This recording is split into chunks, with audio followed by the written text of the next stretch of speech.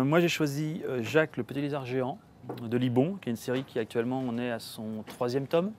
Et donc l'intérêt de Jacques, c'est que c'est un personnage qui est automatiquement sympathique. C'est-à-dire qu'en 2 pages, c'est très rapidement brossé. On a une bande de militaires assez particuliers, c'est très caricatural, qui font des expériences nucléaires, qui rappellent les expériences nucléaires françaises, et qui vont faire péter une bombe et qui vont faire muter un petit lézard qui passait par là. Donc c'est une espèce, c'est notre Godzilla national.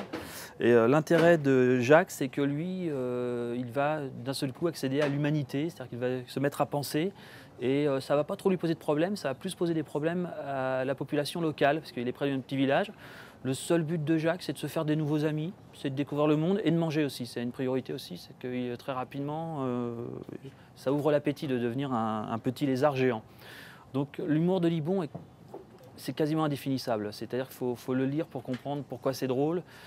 C'est une galerie de personnages loufoques, des militaires qui ont peur des fleurs, des lézards qui parlent, des mamies à la ramasse qui confondent chihuahua et reptiles.